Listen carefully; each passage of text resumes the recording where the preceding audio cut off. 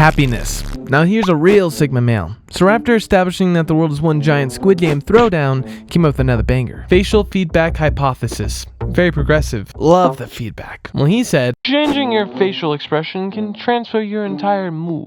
Becoming the first Sigma to mansplain. You look much prettier when you smile, baby. So without realizing, I was following some serious feedback there. My thinking was, I gotta smile so I don't look like a damn creep! So here are a few special ones I leveled up over the years.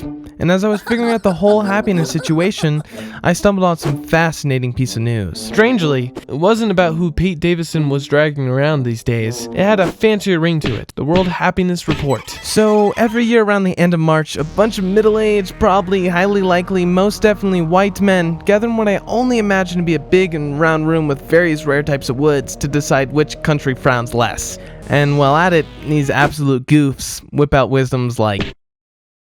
I've read the entire thing, and don't worry, I can summarize it in one simple graph. That's an accurate representation of the happiness levels as we grow older. Apparently, it's sad to grow old. So after my research, I'm going to give you 5 tips for immense happiness. Tip number 1, fish the fish. So, since Scandinavians are like the happiest dudes and dudesses in the world, it was just a logical place to start. Look around! It's a beautiful day in sunny Reykjavik at 20 minutes past 3 o'clock! If we know anything about the Vikings, it is that they make a bunch of happy clams. So, what makes them so happy?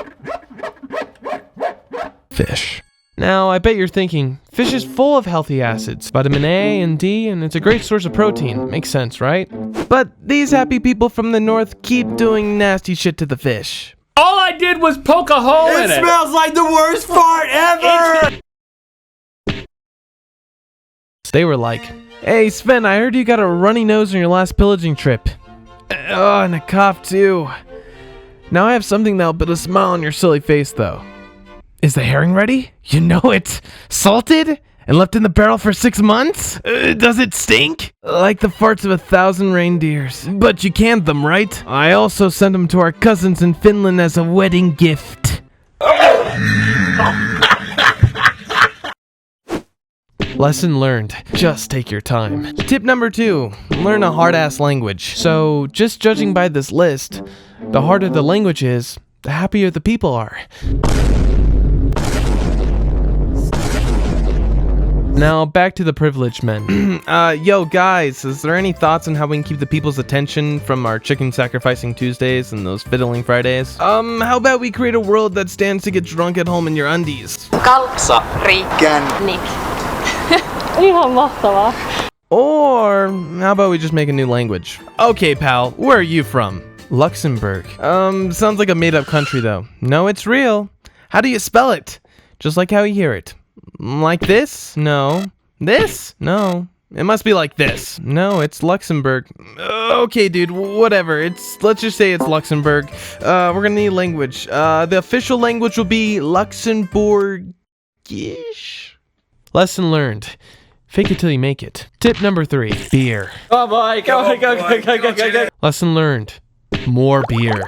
Tip number 4, exercise. If history taught us anything, it's that short men should not be trusted, and that if you want to be miserable forever, just keep doing what the British people did. You know, just casually colonize 105 countries, take their national treasure, and get back independence as a gift. Or, take an egg, boil it, which is quite miserable already. Wrap it in sausage meat, throw it in a boiling pot of oil, enjoy. Or just turn a perfectly fine bar game into a competitive geometry exercise. But there's one thing Brits know how to make fun though. Sports.